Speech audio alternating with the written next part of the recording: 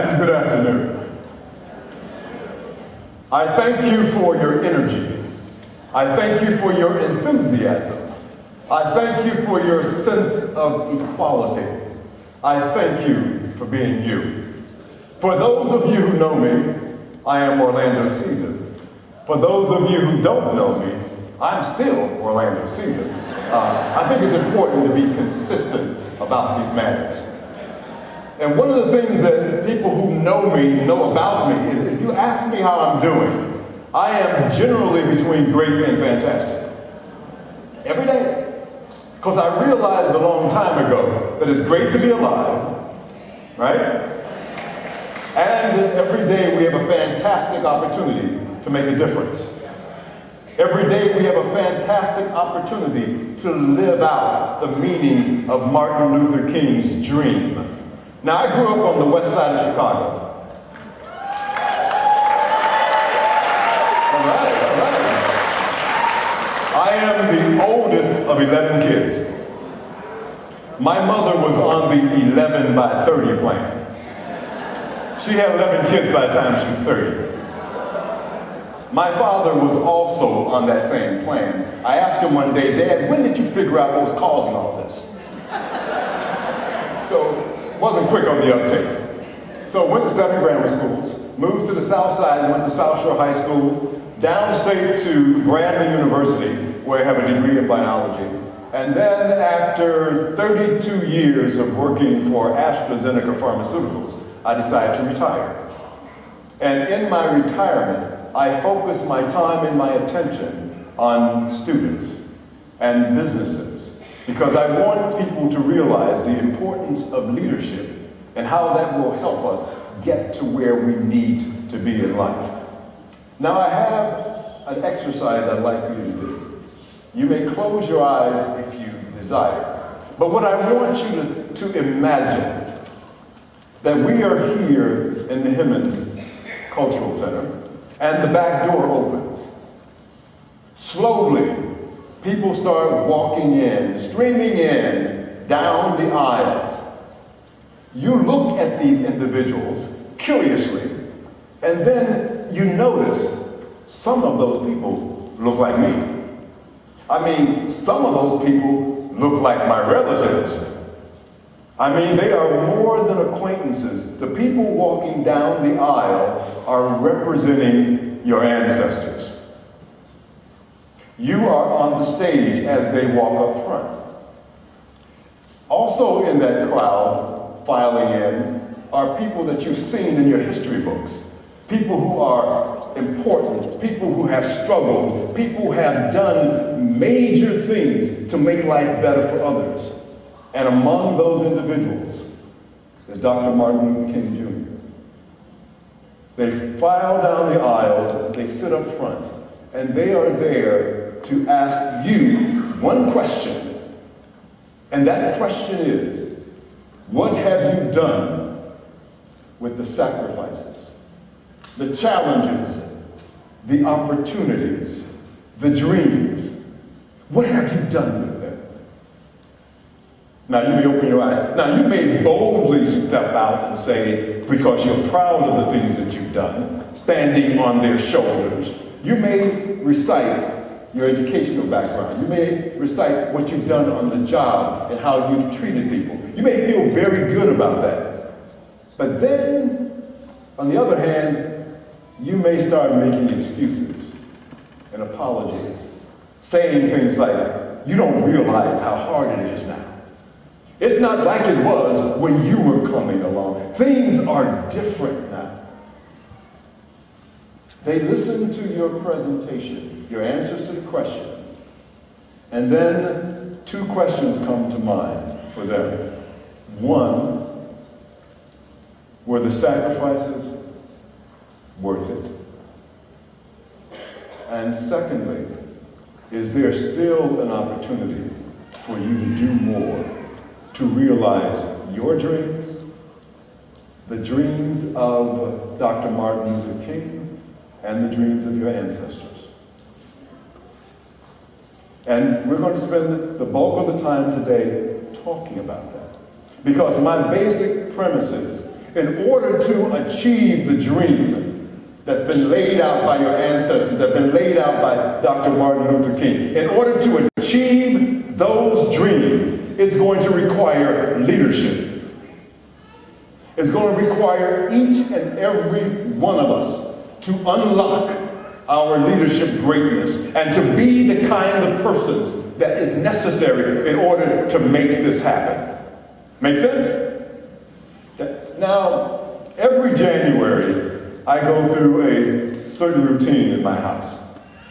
I listen to records of Dr. Martin Luther King's speeches. I do mean records. I mean, I got these LPs about this big, and I put them on the phonograph. I hope it doesn't break, it's gonna be a hard time to get the needles back. I put them on the phonograph and I listen to them. After doing that, I go on YouTube and I watch the speeches. Then I will go through some books and write and read about the speeches to get myself grounded. And one of the things that when you think about Martin Luther King and his speeches, what comes through very clearly is he was a phenomenal leader, a visionary leader. And one of the things that a leader does is cast a vision. Put a dream out there so that you can see it and identify with it and get excited about it. One of the things that a leader does is when they put that dream out there, the idea is for the situation to take you from where you are now, which you may not be happy with, to a place that is better. And in order to unlock our leadership greatness, there are a few things that I think we have to keep in mind. One, we have to be powered by a dream. We have to wake up excited about a dream. Now, it's okay to wake up in the morning and you say, I don't know what I dreamed about last night. That's all right. But it's not okay to walk around during the daytime and not have a dream. You have to have a focus. You have to have a destination. I was thinking about hitchhikers. Imagine if you were a hitchhiker and you didn't have a direction. You just show up and see what's the first car that's there. So you may see that person one day, they're going down one road. You may see them the next day, they're going down another road. If you don't have a direction, if you don't have a dream, you're kind of like going in circles. I'd like for you to do another thing for me. I'm going to ask you questions, a series of questions. And if the answer for you is no, I want you to raise your hand.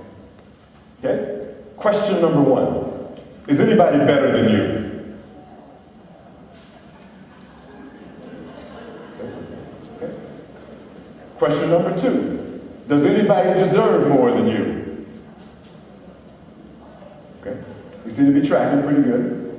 Question number three, which is generally the charm. Is anybody going to work harder than you to get what you deserve? Okay. I like that. Now, I've been in some classrooms when I ask those questions. Is anybody better than you? Well, maybe. Does anybody deserve more than you? Well, I know somebody down the street who might deserve a little bit more than me. But when we talk about it and unpack it, we realize that we are equal. We're all God's children, and we should have the same opportunities to achieve things. Secondly, we have to be students of the game. We have to learn what's going on. Everything has rules and regulations. Everything has a system. We may not like it, but there is a system, and we have to learn the system in order to work within the system. You have to get in the system, understand it before you can change it. And sometimes when you're in the system, you realize that that's not equal, that we're not treating people the way they should be treated. But you can change that when you get on the inside. And you need to find out, what does it take to be on the inside? You need to understand people. That's one of the rules of the game. And people are the hardest thing in the world to try to understand. People ask me all the time, Orlando, how's life treating you? I said, life is not a problem. It's the people. I mean, life allows me to re-up and re-enlist every day. But it's the people that I have to contend with. But we must understand people. And we must understand that people do things differently than we do. And just because they do things differently does not mean that's wrong. Now, I realized once, too, that just because you don't agree with me does not mean I'm wrong.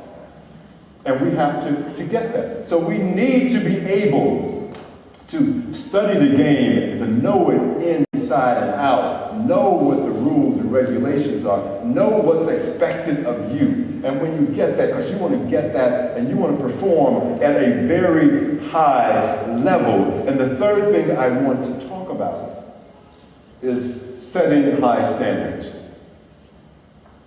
And that's something we, at times, are reluctant to do.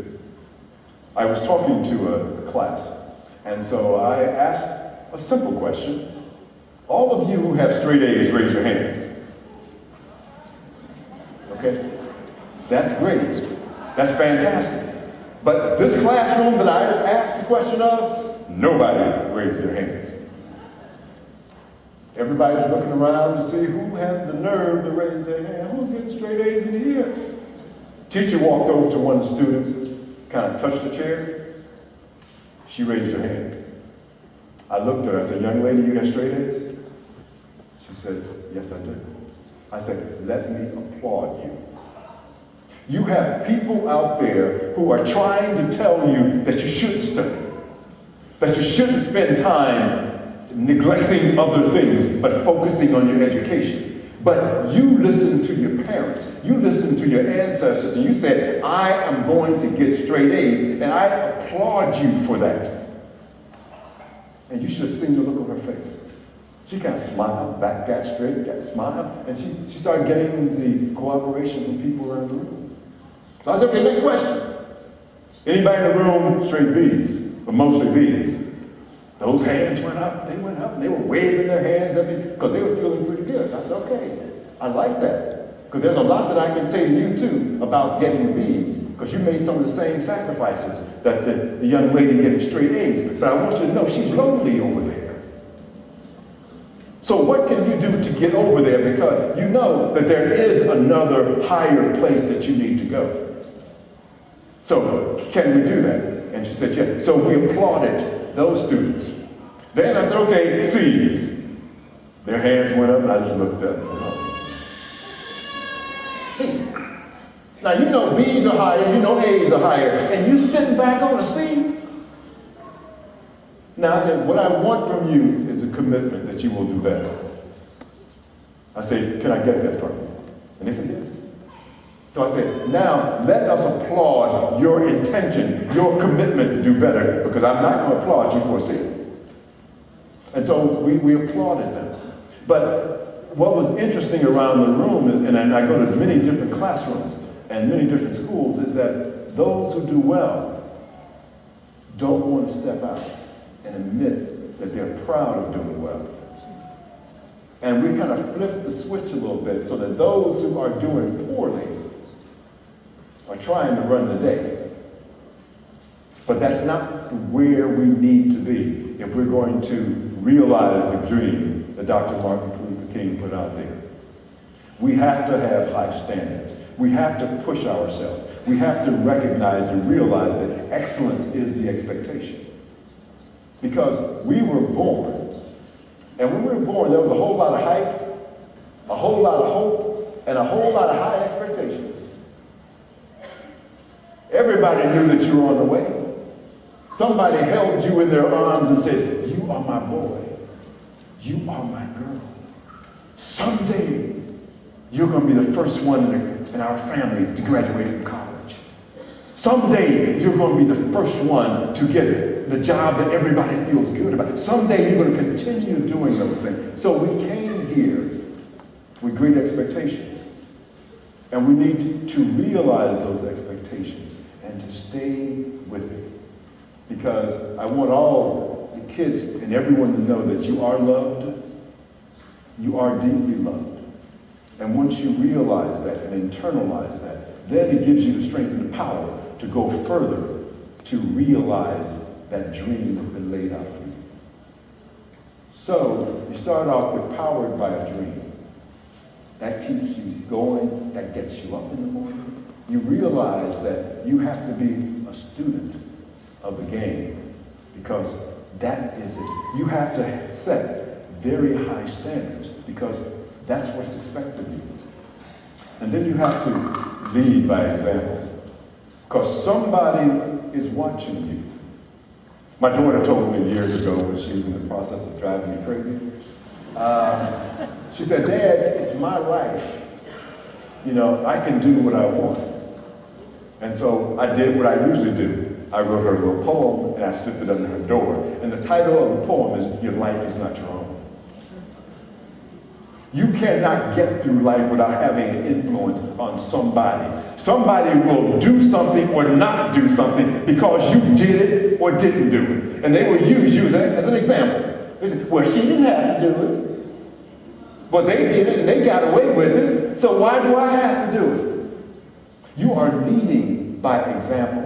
People are watching you. People have eyes on you. And as you do things, and you do things well, and as you excel, that will motivate them to say, if they can do it, I can do it. And that's what you want. To lead by example, for somebody to follow you. I was talking to a young man, and he wanted me to know straight up that he was selfish and he was out for himself. That was it. He didn't mince words at all. He said, "My father wasn't there when I was coming along. So guess what? I'm going to have some kids and I'm not going to be there." Okay? Nobody has ever done anything for me, so I'm not going to do anything for anybody else. Whatever makes me feel good, that's going to be the driver. And he was bitter, but he was resolved in what he was and wasn't going to do because of how his life had gone. And I said, "I understand how you feel, but let me suggest something to you. Why don't you say, the buck stops here, or it starts here?" So I gave him a little bit of a Sunday school lesson. I said, "I want you to be Abraham for a moment. I want you to be the one that says that even though my father was not there for me, I am going to be there for my offspring. Even though people didn't do for me the things that I would have loved for them to have done for me, I'm going to do it for them. Because down the road, somebody's going to look back and say, Uncle Leroy, my great-great-great-grandfather, he had all kinds of hard times and circumstances that he was going through. But even though that was the case, I said, you can start a whole brand new legacy, young man. And they will look up to you, and they will pass on that message to somebody else, because one day you stood in the gap and you said, no longer. I will not do the things that others did because they did it. I am going to make a difference in the lives of others.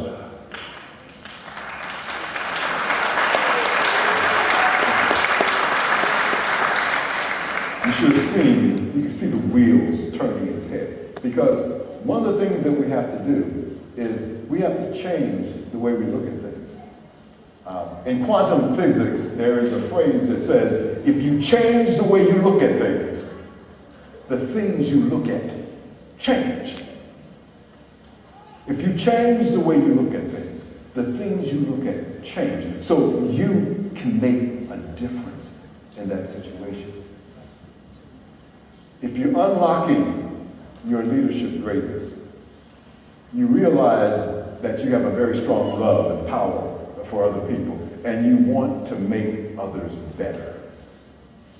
It's not just about you. How can you make others better becomes the key. So I would say that, when I look at companies all over, and as you get higher within the organization, there's a trend that you notice. That people are surrounded by people that they know, people that they've known for a while, and they can trust them. And so they bring them along with them. So you need to know as many people as possible who are positive people, who can help you get somewhere. We can't be singular about the things we do. Asked the class once, I said, what do you want to be when you grow up? A young lady stood up and she says, I want to be a singer. She smiled and the light lit in her face, and you could just see that she had a passion. Young man shot from the other side of the room, you can't sing? People started laughing, and they were just having a good time. I walked over to the young man, and I asked him very simply, I said, young man, have you ever heard her sing? No, sir. So why did you feel the need to step out and step on her dream? You did this because you wanted attention, but the attention shouldn't be on her. You have to be willing to encourage people. But with most of us, we need to figure out what's in it for us before we do things. So I say very clearly, if you're good in math, and you know the other person is not good in math, be willing to help them get better in math. And you have a friend for life. By the same token, if they're good in something and you're not, allow them to help you. Open up and receive it. Allow them to give them so that you can receive it. I say because you know when you get it, you got it. And nobody's going to walk up to you and say, I can tell by the size of your head that it took you a long time to get stuff.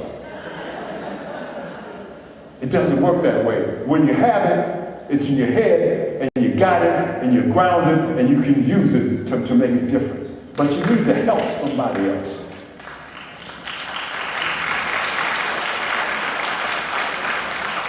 And as you're helping them get better, and I use the example of the three young doctors on the East Coast that grew up together, and they said, look, we're going to be doctors someday. And they hung together, and they supported each other and so forth, and then they all became doctors. And I saw them one day at the National Medical Association conference before the book came out and before the series of their lives came out, and they were talking about how they used that together. And I said, that's what you need. Peer pressure is good if it's the kind of pressure that's going to help you become great. And if you're surrounded by people who are trying to put you in what they perceive your place to be, get away from them.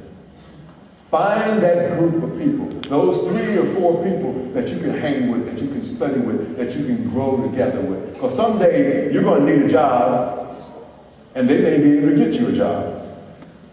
Or someday you may have a job, and you may be able to offer them a job, which is better, being entrepreneurial.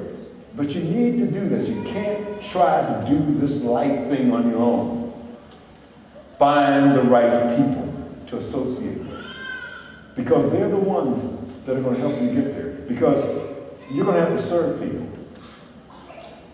And when you get outside yourself and start serving others, then your life becomes better. Because one of the things that you do as you get older, and those of us in the room who've gotten older, one of the things that you realize one day is that you want to know, what can I do to help somebody else? Where can I find a place where I can insert myself and make a difference? That is what you want to do. Growing up, there are 2 things that I really remembered well, and it really helped me a lot. One was love your neighbor as yourself. The other one was, if you want to understand somebody, and before you make a judgment about somebody, walk a mile in their shoes. If you loved your neighbor as yourself, and if you walked a mile in their shoes, we wouldn't be having these problems with bullying. Because we wouldn't want it, so therefore we wouldn't ascribe to it. We wouldn't have the inequality that exists in certain areas, in certain jobs, in certain companies, in certain neighborhoods. We wouldn't have that. Because we would be looking at things from the other person's viewpoint. Our relationships would be better. Because we would like to look at things from their side and say, oh, I never thought about it that way. I never looked at it that way.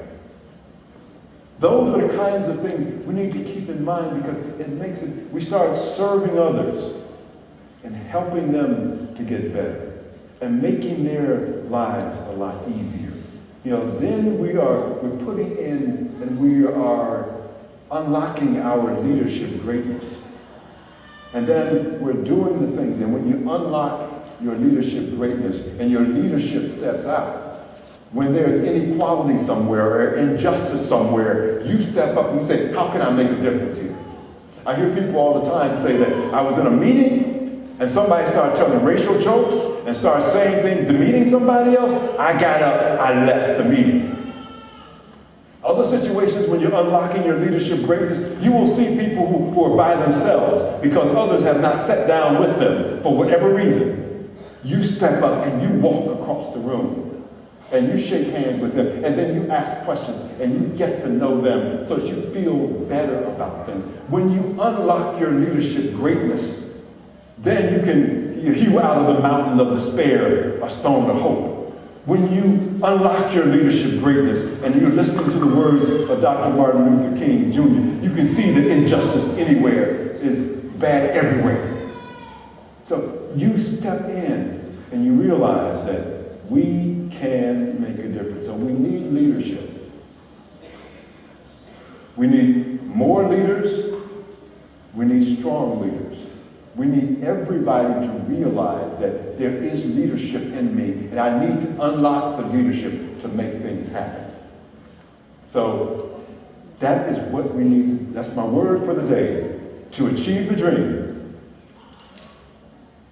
to make your dreams, the dreams of your ancestors, and the dreams of Dr. Martin Luther King Jr. reality. You have to unlock your leadership greatness, and you will truly make a difference. Thank you.